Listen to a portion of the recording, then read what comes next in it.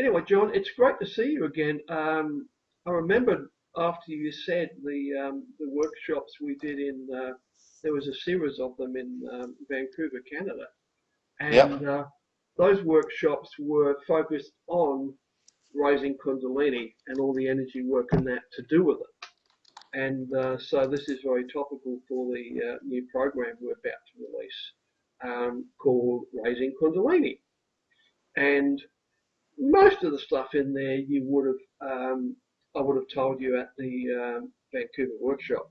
But there's a few. It's a bit more focused, and there's some new stuff I've developed over the years, and my understanding has increased quite a lot about Kundalini over the years. But I'm really interested to hear you, and I'm so glad you emailed my help desk about this, that you succeeded in raising Kundalini. Uh, Tell me about what happened the first time you did it, and when was this? Well, I think it may have not been the first time, or it definitely wasn't like yours. That's for sure. Can you hear me? Yeah, Okay. My computer's coming online again. I can switch to that, or I can stay on this. What do you want me to do? what's up to you? Well, if you can hear me and see me, okay, I'll just stay on Yeah, this. it's fine. Okay. As long as you got enough charge. Yep. Yeah. Um, I mean, I've been working with energy for probably about 10 years, and I've been able to open up chakras and get the whole body lit up. Um, um, but I was always searching for the sort of conditions you were talking about when it came through you, and so um, that never really quite happened. This feeling of a snake kind of coming up up the stomach and up the whole abdomen. Mhm. What happened once was I got this kind of it was like there was someone in my stomach, and it was kind of moving through my stomach, and then that's about as far as I got um, in terms of the symptoms you had talked about. But I think the where it really became clear that it was Kundalini was this summer. I was doing a meditation retreat, and I was playing with the energy again, and this time um, I focused a lot of I had gotten the whole body lit up, and then I focused all the energy in the body into the into the base of the spine and the root chakra. And then all of a sudden it just flared up. Like it was, there was heat, there was light, and there was this full feeling coming from the base of my spine right up into my stomach, and then it just kept going up the spine really smoothly, um, really gradually but easy. And I thought, holy moly, what is this? And and then it just went to the top of my head, and then it's like the symptoms I talked to you about. It felt like my head was not on fire, but it was large, and it felt like I had this large hat on my head, and then it kind of flopped over the front of my forehead, and it was just sitting there. My head was sitting there glowing, and uh, and then I just kept pumping it. I was going, "Wow, this feels great. I'm going to keep this going," and I just kept it going, and all of a sudden the Medusa effect started coming out of my head, and I'm going, "Wow, this is just like Robert was talking about," Mhm. and it was so cool. Yeah. It was like having these snakes, like you were talking about, these tendrils out like off the top of my head looking around, and it was weird because it was like I could see out of all of these snakes on the top of my head. I was looking around like 360 degrees around my body. I was going, wow, this is really cool. And so I just kept it going for a while until probably about 15 minutes, just totally blissed out, and it was an amazing feeling. And then I got distracted, and then it kind of shut down slowly. That was the first time, and that felt amazing. After I kind of came out of the trance, I was just going, "Holy, that was really cool," Yeah. and and then I wanted to do it again the next day, so I did it again the next day. But that was the first. That was the first time. Excellent. You've got it right there. The working on your whole body and all of your chakras and getting it really lit up and active, and then focusing everything on the base chakra and pulling that energy up your legs and into the base center. And you'll find there is a little, as you pull it into the base center, there's a slight muscular tensing. You know that sort of the muscles you use when you sort of clench? You know that Yeah, sort of feeling? As if you were pulling something up inside of the perineum, the flat area between your anus and genitals. If you yeah. play around with your body awareness there and try and pull something up there, energy, like a vacuum, you'll feel a very slight tensing in that area, and that's okay. I mean, you need to stay very relaxed, but you need that little bit of tensing. And you'll find if you look through other systems, like going off again here, like including the various other religions and that in the world, they will often sit on a knotted robe or a towel or something like that, or a knot, and they'll sit the perineum right on that, and then they will rock and sort of bow forward and that there, causing a pressure there. And that's their way of trying to get some body awareness focus there. Of course, there's other ways to do that if you know body awareness. Um, but no, that's excellent. And this is just the start of it for you, as I'm sure you realise now. And I'm so glad you attended that workshop. Otherwise, you'd have no idea what these things were. I mean, you get the Hmm. big cobra comes down here, and when you develop that a bit more, that will become more pronounced, and it feels like a cobra's foot, a big cobra coming down, and it sort of rests down to the tip of the nose, and it feels like you've got a 2 kilo steak, heavy, meaty, flat, sitting Hmm. there. And then Hmm. the Medusa effect with the hundreds of little tentacle fingers coming out there. And these are like as intimate a part of you as your own fingers. An Hmm. interesting thing with them, which I probably would have said, if you think about a concept or a subject or a person, you'll find they will start forming mandalas, exact geometric mandalas. And if you can sketch and move at the time, you could actually sketch those mandalas down. Um, Hmm. would be tricky. You'd have to train yourself to have a very robust altered state so that you could slit your eyes, have dim light, and a big piece of paper in front of you so you could get the idea down, the basics of it. And but yeah, no, you're making really good progress there. But getting disturbed or during an event like that is a real no-no. I mean, you can't allow that to happen. You need to put a Well, lock. You need to put a lock on your door. You need to put hmm a big sign. I've done this, and I've put a sign. I don't mean a big sign, and several of them. I've got them on my office window, on my front door in big letters. I've locked the door, and I've got them in the driveway, and and the back door as well. And I've been in there so good I'm safe.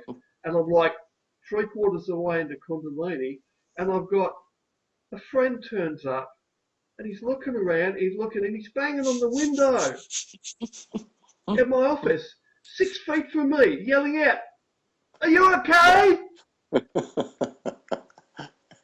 What are you thinking, man?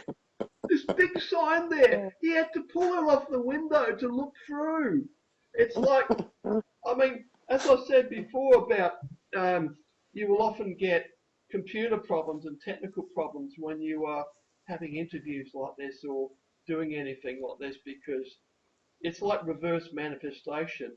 You're doing something very positive for yourself, so you attract negative resistance, and you'll often get all kinds of problems occurring. You can so you have to, as you can see by putting all these signs up.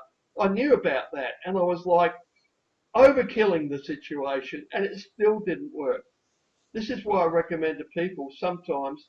I said, look, if you live in a family home and there's people around and that, and you can't guarantee that, when you're going to have a Kundalini raising event, go to a cheap hotel, hmm. somewhere out in the country, somewhere quiet, and you don't need any facilities.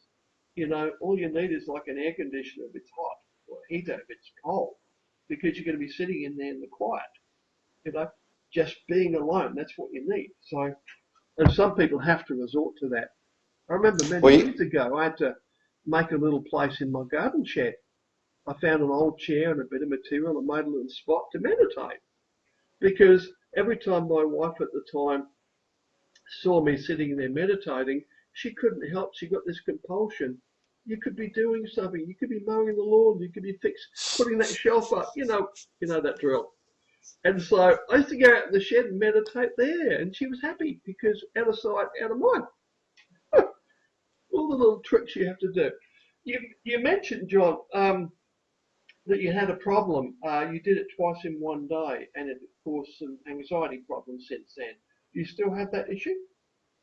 I think I've been having a little bit of anxiety since that, more since that event. What happened is I did it the next day Mm-hmm. once in the afternoon, and then I was so keen on it, felt so good that I did it in the evening right after that, Mm-hmm. and two back to back. And after I'd finished the second one, I was totally paranoid. I was, I was in a tent out camping, and I was completely paranoid, and I was trying to figure out what to do. So I just intuitively stuck my bare feet on the ground, and immediately it just kind of the paranoia subsided pretty gradually, but it did subside, and that worked. But yeah, that You're it's like grounding, electrically earthing yourself to the planet is a very powerful tool. And apart from that, it has amazing health benefits.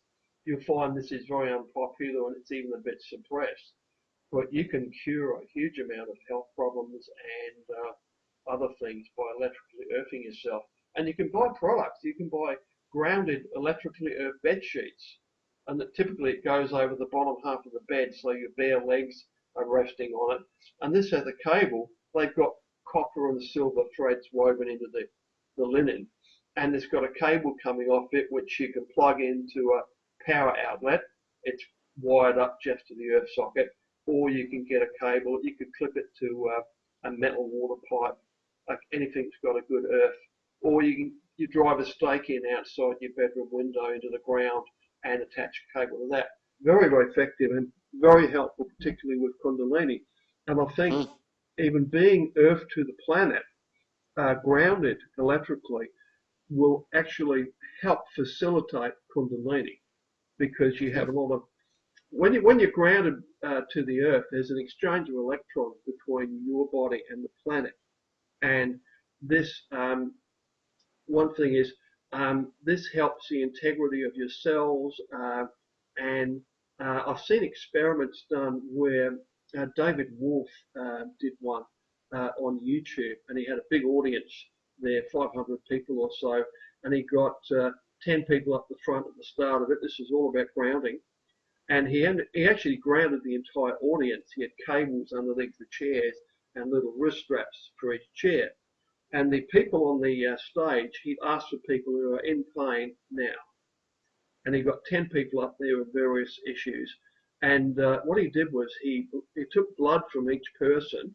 He had a couple of doctors and nurses there, and um, and put it under the microscope slides for each person. And then he grounded them for 1 hour while he continued the lecture. And an hour later, they took blood tests again and they put up side by side comparisons of the blood slides.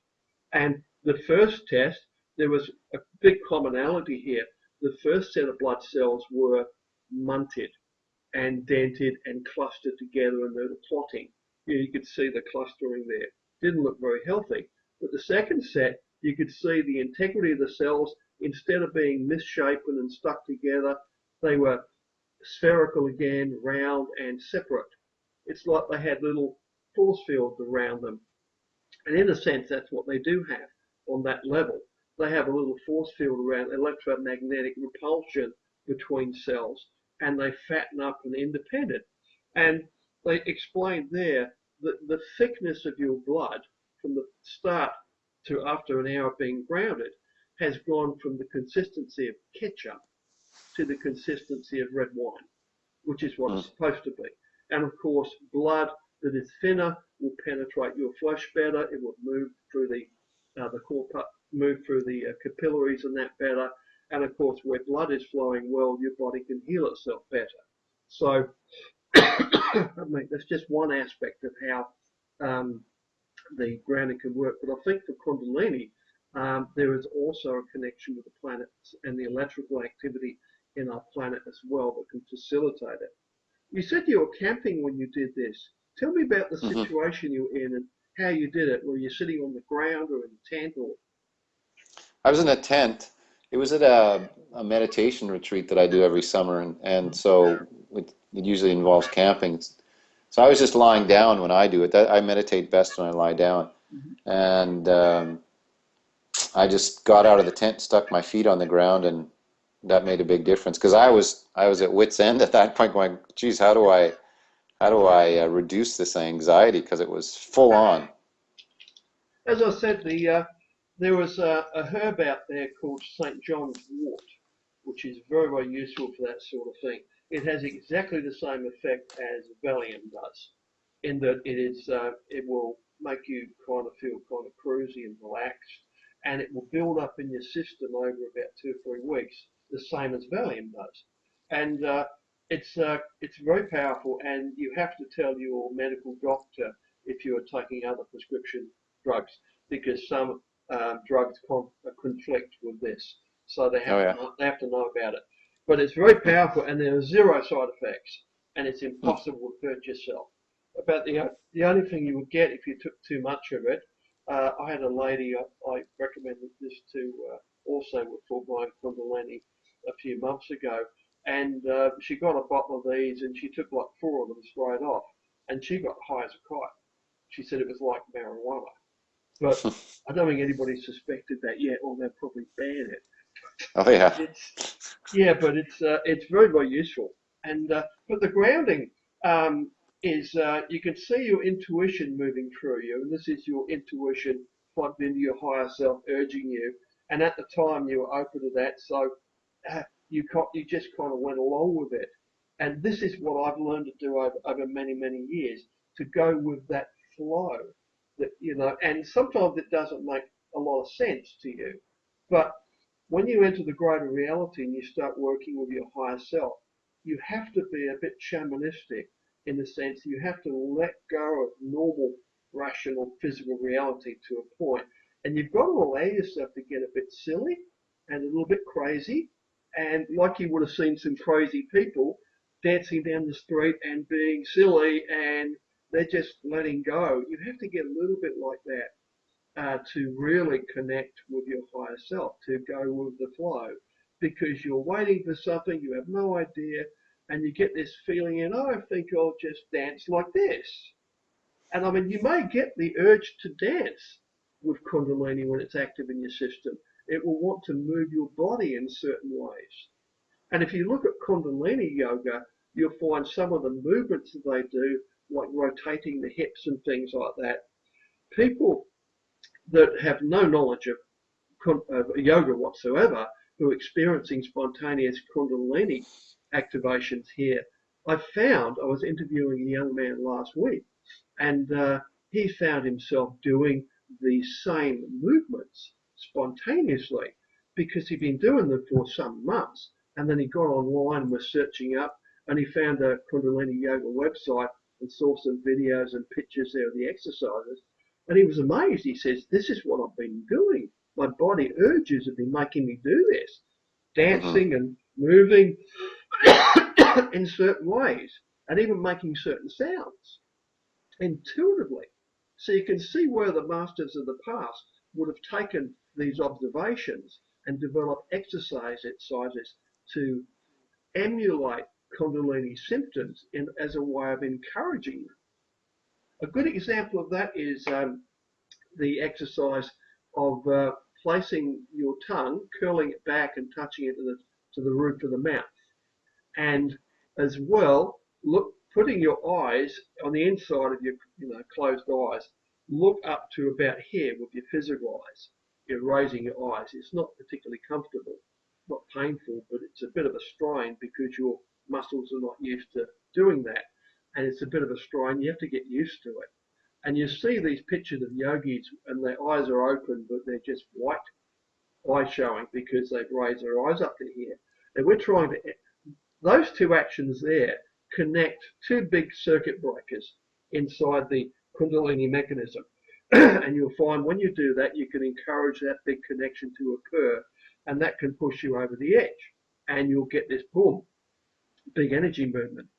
But when you have a natural activation of Kundalini and a large amount of energy, you will find your tongue will flip back automatically. You can't stop it. It's very powerful. Further back than you could possibly do normally. You will tear your tongue and really hurt, but it's very comfortable. Boom, your tongue's up there pressed against the roof of your mouth, and your eyes are up here, far further than you could actually do manually. If you tried to look, you can get up to about there, and with practice you'll get a bit higher and higher. But if you've never done it before, your eyes are going to go boing up like that when that circuit flips, because it forces your body to do that. So it's interesting to see how this works. Yeah, and I tend to digress a little bit because this is really exciting. I love exploring this.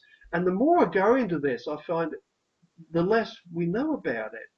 So I sit here very, very happy and comfortable in my position of, I don't know. Let's try it and see what happens. This is good science. You know, it's learning through personal experience and experimentation. And I asked a friend of mine who's an avid meditator, who's an accomplished Dharma teacher too, about, what is Kundalini versus what he would call full nadis, all of the nadis open. And he said, well, what you experienced was probably not the central channel opening, but maybe some of the main channels on the side. And he said that when the central channel opens, it's he said it's permanent when the central channel opens. So I don't know if you had any experience with that, but that was quite interesting. What he's saying is correct in a certain way of looking at it, but it's also incorrect in its central premise here. Now, through the traditions, the idea is if you fully raise Kundalini and open up the central channel, which runs down the center of your body, not the spine, if you fully do that, bang, you're a done deal. It's, you've done it, you're now enlightened, that's it, you're finished product, which I find is not correct whatsoever. I find that once you step into Kundalini, you have just opened yourself up to a whole new level of psycho-spiritual energy work development. It's like when you first raise Kundalini, you can compare yourself to a child that has first just learned its ABCs and gotten its little ABC certificate. You've learned my ABCs, I know the letters, and now I can learn words, and I can learn sentences, and all of this is to come. And up to and including writing books and all the stuff that can come from a small child learning that. This is what stepping into Kundalini's like. So how do you find that your raising has changed over the many different times? How has it changed in you physiologically? I found, for one thing, the process got shorter. In the beginning, now keep in mind, I was nowhere near as advanced as you were with the years of experience you have behind you working with yourself and energy work. I think you're vegan, vegetarian as well. No. Which you're not? Really? You're not vegetarian? No. Great. That's really valuable.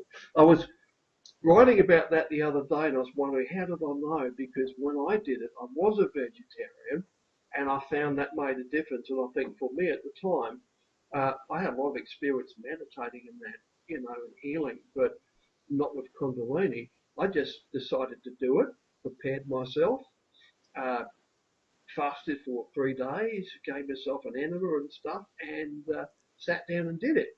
It took me about 5 or 6 hours the first time, which was brutal. It's holding an altered state in a sitting position for that length of time. is like, yeah, that's really quite difficult.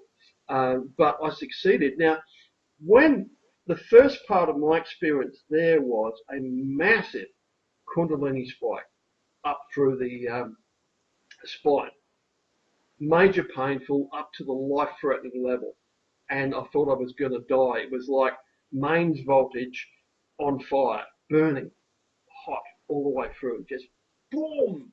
And then I had this similar massive movement up through my central channel, which felt like I was being impaled by a tree trunk going up through the middle, and this blinding flashes of light from the brow chakra, yeah, literal explosions of light. Now, according to the traditions, once you've experienced that, you're done. But I didn't know that because I'd only read a couple of pages about it at the time. This was 25, 30 years ago. And so I managed to move to the washroom in the ensuite bathroom next door because I'd realised then, wise, the enema. Don't forget to do it properly next time. Because when this happened to me, my body went into physical shock. And of course, when you go into that level of shock there, your bowels turn to water. And literally, this happens. It's like being, yeah. And so I went next door and managed to get there. You know, I had very good control, a very robust awkward state at the time, because I trained myself for years to take advantage of, if I'm on a fast or a doctor's surgery, anywhere, put on the dark glasses, meditate. And I learned to fall into an altered state very quickly and hold it and come in and out of it. So I could do this. And then I went back to my room and I continued the energy work, raising energy, working on the chakras, just like you were doing, falling on the base. And then the cobra, the big snake feeling, which is described as a cobra. But this is a physical sensation. And it very accurately describes what the physical sensation's like. And then I felt it, a snake like as thick as my forearm, forcing its way through the perineum like a real physical snake, nothing vague about it. I felt my intestines moving, sort of sloshing about as it moved, 3.5 coils inside the torso, not around the central channel per se. It wasn't localized to the middle of my body. This was filling my cavity with this quite big snake, and then up through the neck and head, and then down out through the big flap of the cobra hood. And so I'd say there are some issues with the information that comes from the traditions. Some of them come from translation. Some of them come from the need for secrecy. The traditions in the East are very jealously guard their knowledge because knowledge is power, and it often pays a rent too. And there's also the karmic implications, according to their belief system, that if they share these techniques and somebody misuses them and hurts themselves, the karma is going to come back on them. That is, if you believe in karma. I haven't seen any evidence to suggest that that may be real. I still don't know about that. I sit here in the question. I don't know. So I can't include that in my core beliefs. But it's sitting here in the possible list. I have spatial placements for these lists: core beliefs, probabilities, possible list. So I don't know, and I can't take these in to my core beliefs until I see actual evidence, and through personal experience. Then I can take it, upgrade it into a core belief. One thing I wanted to ask you is just, I'd heard about being cautious about raising Kundalini from some of the yogic books, and that it can cause psychosis and stuff like that. And I would, based on my experience, at least doing them back to back, that was probably not a wise thing to do, at least not in my mental state. And I probably wouldn't do it again. I'd probably space them out and not do the 2 in one day. But given your experience with this, I would say, yeah, I would do it once a day and then take a bit of a break. The golden rule is very, very important. take a break, pace yourself. Now, you're a very stable individual, John. I mean, I know you, and you know we spent quite a lot of time together in person, and you have a very solid, very grounded mind. Now, just imagine what would have happened if, I'm sure you know people that are really twitchy and space cadetty and unstable. Just imagine if a person who's a bit unstable went through that same experience.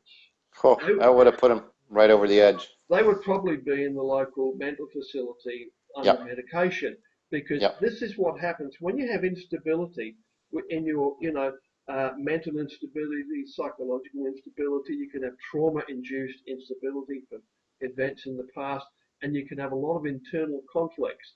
And this is not to mention the conflicts between reality conflicts. I mean, the conflicts between your beliefs in what reality is like and how this world is around you and what is actually happening. I mean, there's a lot of conflicts between normal reality and the greater reality. Now, with Kundalini, you're stepping into the greater reality and you need to kind of let go of a lot of things. So, and this is very hard, particularly for intelligent, scientifically minded people, letting go of physics and the laws of physics and all the things, just as an example, is really difficult. They have to really work at letting go before they can skip down the road singing a song and be that loose. You need to be really loose. You need to be solid, grounded, sincere, but also you need to be loose. And Well, yeah, one thing I would say, I have to go, but I can come back and we can talk later if you want. But sure. one thing I would say that helped me in doing this was your instructions about bringing the energy from the feet up the legs and making it a full body energy exercise instead of just working on the root and the seven chakras, but bringing it all the way from the feet and making that a full body meditation or a full body energy experience. I think that really helped actually, and that I've used that since we've met. Well, it does. That's been very useful. If you look at the human body, I mean, here's the torso, here's the legs, and that. I mean, and if you look at how the energy body works and the connection to the planet, there's a lot of energy flowing from the planet and the feet up into the body. There's also energy exchanging and coming in through the hands and through the head as well. Now, there's at least one system out there I know that only pulls the energy down, and their logic behind that is we only pull the energy down, we don't pull it up through the planet, because look at where the energy comes from. It's a bit space cadetty in my move, but I've had more people come to me with serious problems from doing a method of pulling the energy down only than I have from other systems. And a bit of both is best. I mean, but what I find is like with healing. I mean, if you pull energy up through, the Big X heart center healing method, you pull energy to the heart with the in-breath, and then you breathe it out down through your arms. Now, you could also pull the energy up to above your head and then back down as you breathe in, and then breathe it back out like that to get some stimulation of the crown chakra and the ground chakra involved. But I find that overcomplicates it, and it's not necessary because this will cut in when it needs to. So while you're giving healing, that will automatically come. So yeah, I think the moving the energy up the legs and just the full body meditation, the full body energy experience is so much more enjoyable and effective than just pulling it through the head or pulling it through the root chakra. Or yeah, at least that's my experience. Yeah, mine too. Unfortunately, I didn't have any classical training or preconditioning or really any idea what I was doing. I mean, I started trying to work these things out for myself, and at the time, because I couldn't find any information on it, it wasn't available. We didn't have the internet in those days, and nobody I knew, even teachers, knew anything about it, so I had to kind of ad lib. But since then, I've learned the value of approaching things in a fresh way, because that way you're likely to discover things which are very interesting, to say the least. Things which are not supposed to happen. And like with Kundalini, you get a lot of warnings about how it's dangerous and that, and it can be for some people, um, and about the difficulties of it and all this and that. And a lot of that is just not true. I mean, most normal human beings can approach Kundalini, and once you have started, once you've taken that step and you've had your first Kundalini experiences, then there's this whole new level of development that occurs as your consciousness begins evolving to a higher level. And this can take time, it can take years, but it's there. You have this propensity for greatness, if you want to call it, and genius. It's there inside of you, which comes with this energy as a given. Now, some Mm-hmm. people I've known who don't have any pre-existing artistic abilities, and they don't have really any passions or anything. I know one chap who came to my workshop in Ohio, in Hinkley, and he had never even meditated before. Nothing.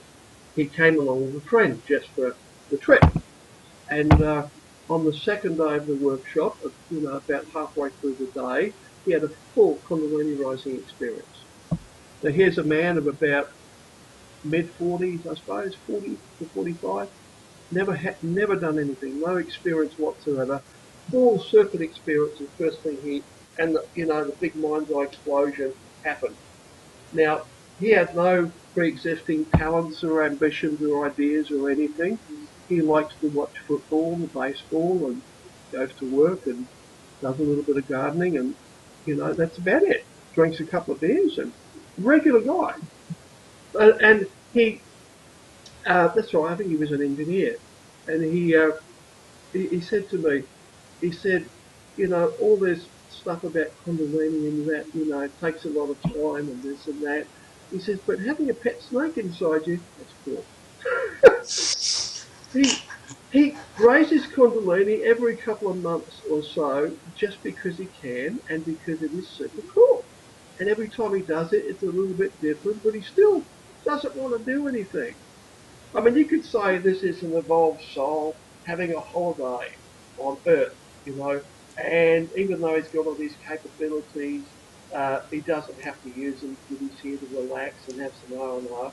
And I mean, fantasy can become involved with this, and your mind, this whole cosmology appears, which fits in with some of our, preconditioning and programming and stuff like that. But that doesn't really mean it's real. I mean, if you look at Egyptology and you look at some of the statues and artwork and carvings, you will find a theme pretty consistent there, like the Sphinx, the giant Sphinx out of the pyramids there. It used to have a cobra coming out of its forehead, but that broke off over the years. And so you see the cobra analogy coming from the forehead. It's Kundalini.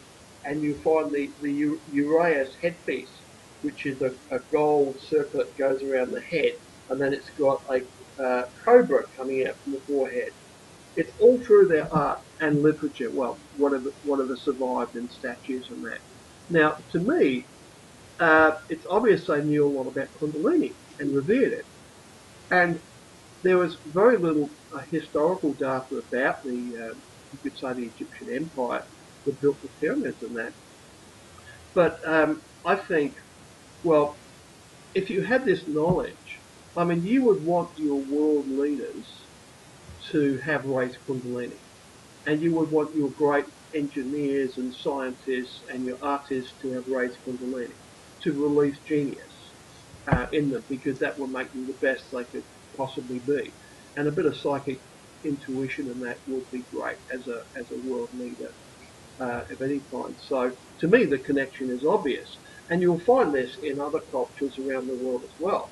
That in the past, that this has been known, it's been a part of life, and it is something which is built into every human being. You can approach Kundalini, you can raise Kundalini, and and become more than you are.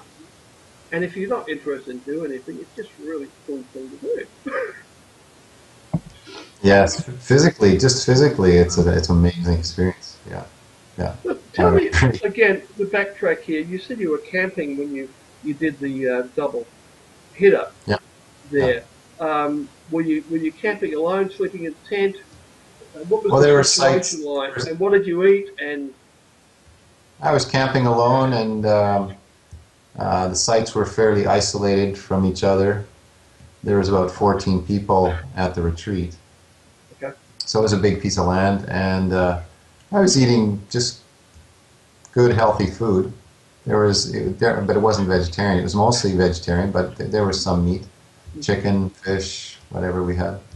So yeah, 3 meals a day. And in the past, I've fasted and stuff like that. I didn't this time, and yeah, that was the experience. It was beautiful. It was a beautiful summer this summer, so it was perfect for camping. Yeah. great, that's cool. And I'm only saying about the grounding there as well. When I first came across that, I did a 7-day retreat workshop at the Feather Pipe Ranch in Montana, which is a big retreat sort of place. And it's a beautiful setting. They've got this huge lake, and they've got the buildings at the front there. And after about 5 days, and what I tend to do at these live events, because you're working for about 12 hours or so a day with the group, is I tend to amp it up day by day by day by day. And by day 5, we're doing 2-hour sessions, 2.5-hour sessions, and pretty intense energy work. It's quite strenuous, but people keep up with it really easily. Even complete beginners who've never done it before. After a few days of the practice with the group, using the group energy as well, 3-hour session is okay. And but I pushed the energy work too hard. I was doing a lot of experimental energy work, which ended up in my book, Energy Work, fine tuning some of my methods. So and I took the group one day through a 3-hour session, and afterwards, people got up and they were falling over and bumping into walls and so ungrounded and just sort of really, um, sort of getting really um, mentally disturbed, I should say, or psychologically disturbed. They're quite manic. And so I took the group out and I made them hold hands because they were literally falling over. They were staggering. And there was about 50 in the group on it. And took them outside and a short walk to the lakeside where there was lush, wet grass, a damp sort of grass.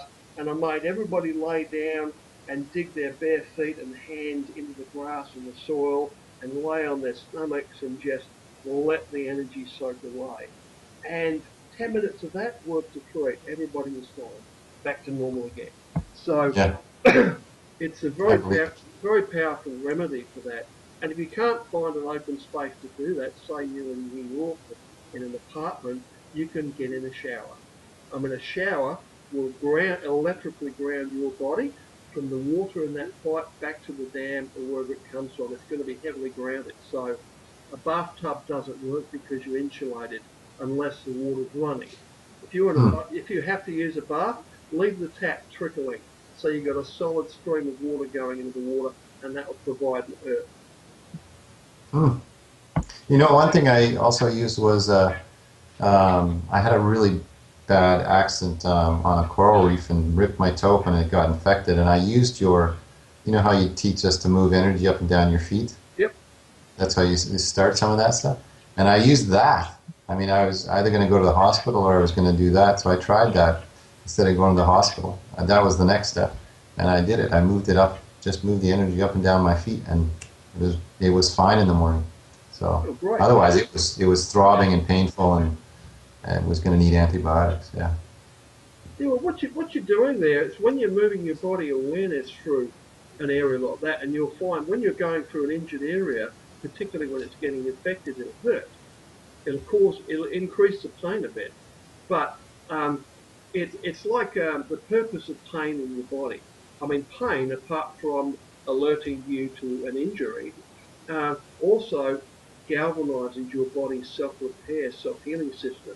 I mean, pain attracts attention from all the little pain healers in your body, your immune system, come down and start to heal it. For example, if you break a bone, say if you break your arm, and you go to hospital and get a cast put on there, if you take the normal painkillers that they give you, will take you, let's just say it takes you a month to heal. Now, if you don't take painkillers and you put up with the pain, it will heal in half the time because pain tends to increase the healing.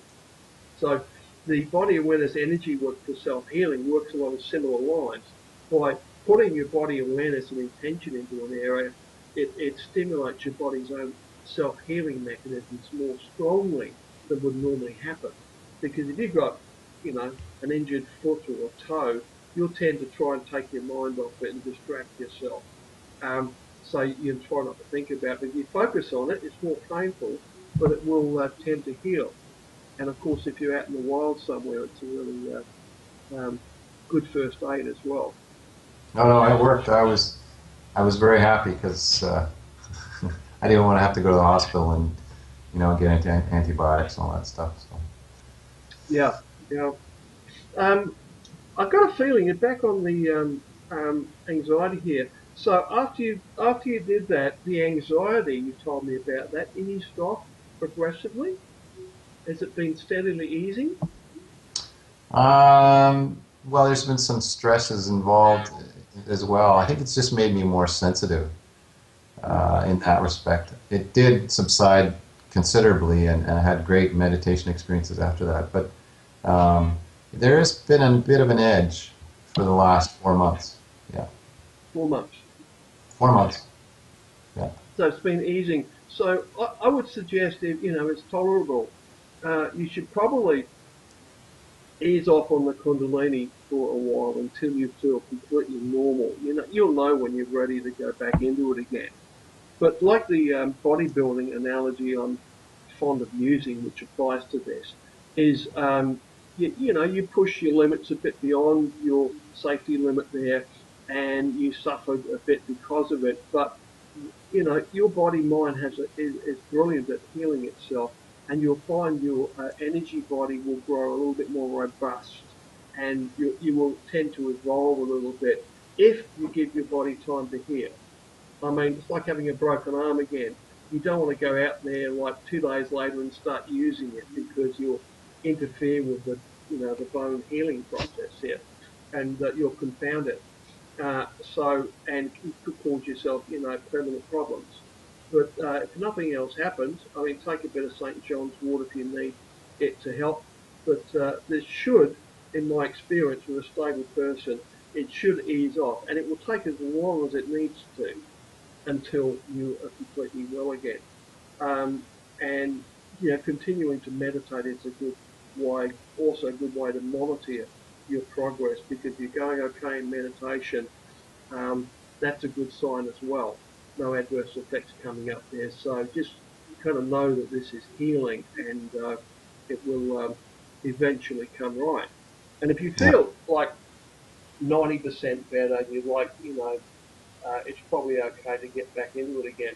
But when you feel completely normal again, what I suggest you do to take this to the next level is to um, do a purging fast. Now you can do this in one day. You can take purgatives. I mean, get some castor oil and have a colonic irrigation, pretty thorough. Clean your system out, and you will find when you activate Kundalini, the base chakra particularly will activate a lot more strongly, and you are likely to get the much heavier, energies moving through you, which would be a lot more profound. Now, the way you've done it here is very, very good because you had a light form of Kundalini, which was genuine Kundalini, but at a lighter level of energy. Let's say you are working on 32 volts rather than 440 volts. Yeah, that's a pretty accurate comparison too. So this has given your body time to adjust to the new changes that are occurring inside of it. And how many times do you think you actually raised Kundalini in total from the first time? onwards? I don't know because I've opened up the channels before, but it wasn't quite like this. But there's probably been 3 times since the summer, Yeah, including the first one. Yeah, do twice in one day and once before yeah, that. Good. yeah. Yeah. But yeah, just realise that there's some changes going on, and when you go back, you can. I mean, it would be wise, but the first time you did it, to actually just do it the way you've normally done it, and if that works okay, that will be a good diagnostic. And then I go for a purging fast. I typically do a 3 days on water with the purgatives, and on the third day I give myself a good enema. I mean, Hmm. nothing fancy. I get a garden hose, stick a bit of a thing on the end of it, and use that.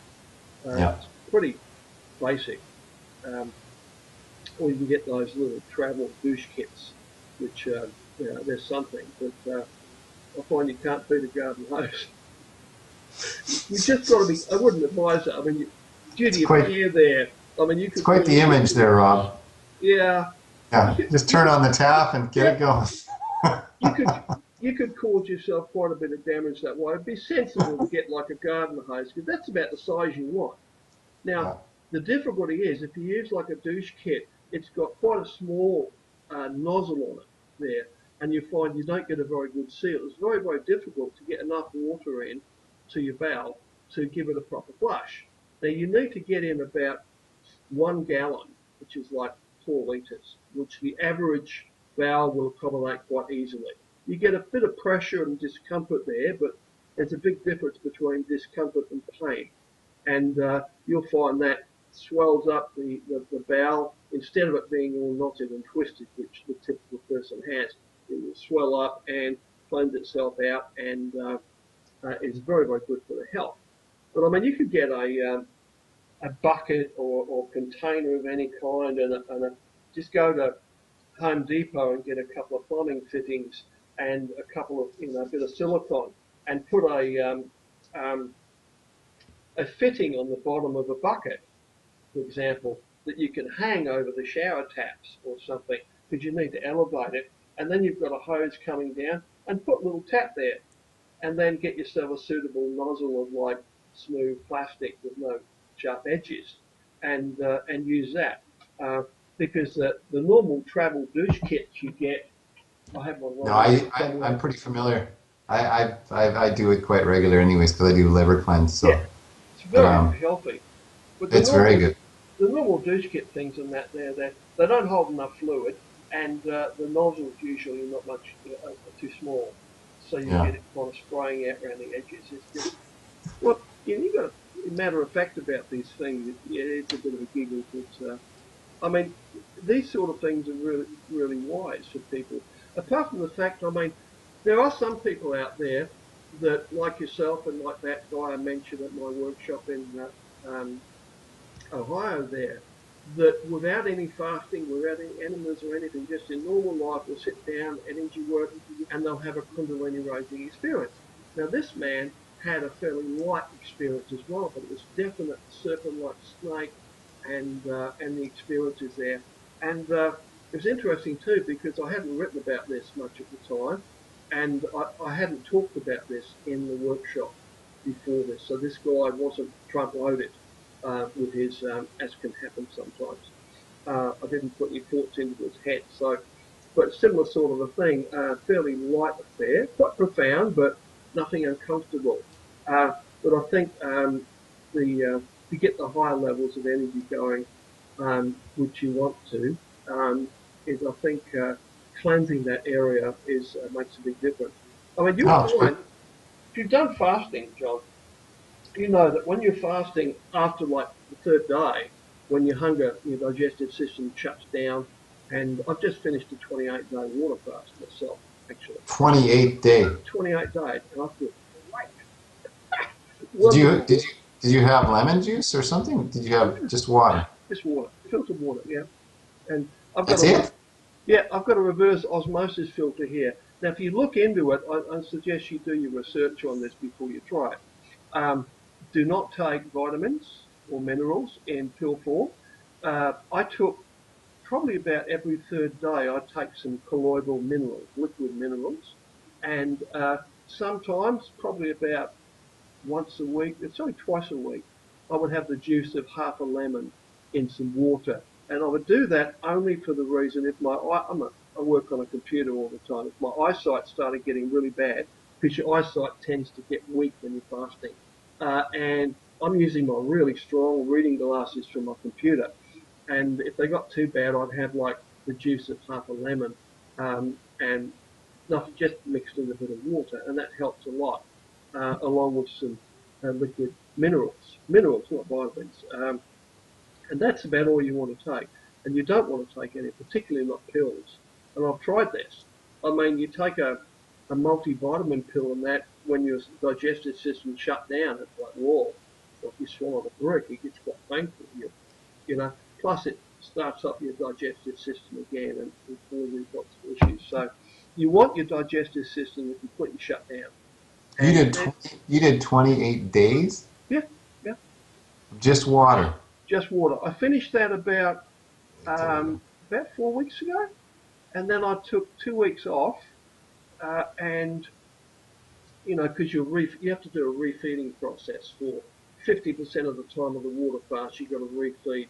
So you start out with juices and raw food, and on the first day, and then the next day you'll try something solid like a banana, and by the third day you start including other things, because you'll find if you break the fast and you sit down and have a hamburger, you'll be in the emergency room the next day, because you're going to have a brick there, a blockage in your intestines, which just won't move. So you need medical assistance with that. So it's very wise to introduce food gradually, according to your pace. Pace yourself a little bit for a few days, and then slowly increase it. And after two or 3 weeks break, refeeding process, I got through that. I now do 2.5 days a week exactly. I'm fasting on water, and I look forward to it. And that's a really good balance, because you're getting this regular detox, and on those 2.5 days, I've got this huge energy, and I'm doing all kinds of things. I'm like redecorating the house in between emails and writing and other stuff, and my kitchen's never looked better, and the mowing the lawn and whatever. I just got all this energy, and I only need about 5 hours sleep when I've got this, so it's a really good thing.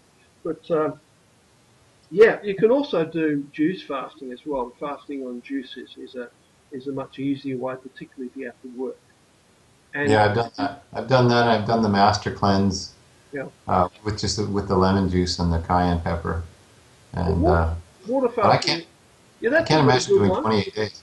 Water That's a fasting lot. is not something you want to do if you're working, because you get fairly weak. And I get a big surge of energy for the first week. Probably 7 days I got lots of energy. Then I'll start to slow down. I start to get cold. I felt the cold a lot. I was going to bed wearing, a big pullover and a scarf and, trackies, because even though it wasn't that cold, it's like I'm freezing, because Yeah. your body goes through a lot of detoxing and stuff. But water fasting is amazing, John. If you research into it, and it makes a lot of sense.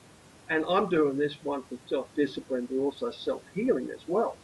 I mean, I gave up smoking about 4 years ago. I used to smoke a pipe, if you remember. I And remember. and about 7 days into the fast, I woke up it woke me up about 2 o'clock in the morning, and I woke up with really strong taste and smell of tobacco in my mouth as it started coming out of me. I'm burning away, obviously, a layer of fat that had a lot of nicotine in it and toxins and stuff. So yeah, But thanks for letting me talk, and we'll keep chatting. yeah. Let's keep in touch. This is really fascinating. It's a real voyage of discovery. Yeah. And thanks for your pointers throughout the years. Yeah, thanks. And this interview, I'll be putting this up on I'll edit it a bit, make it tidier, and I'll put it up on my program on the members page. So if you get the program, I mean, if you're doing this sort of thing, it's really invaluable to listen to people like yourself talk that have, you know, that have done this, and it just makes it all possible. And you pick up all these little useful tips along the way. It's just really nice. Yeah. Well, thank you, and enjoy your summer. You too, buddy. What is it? Winter over there now? It is. It's winter, but Vancouver never really gets winter. Yeah. It gets rainy. We had a little bit of snow, but I'm going skiing on the weekend up to Whistler, so that'll be nice. Lovely. Nice place that. Yeah. Okay. Bye, Cheerio. buddy.